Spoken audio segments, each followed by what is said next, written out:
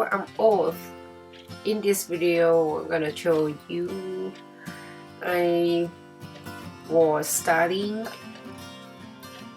The first idea, I would like to make my top, so I lay my fabric on the floor and using my top to be a pattern, I guess. I don't have real pattern, so I cut it, and you will see what happened after this.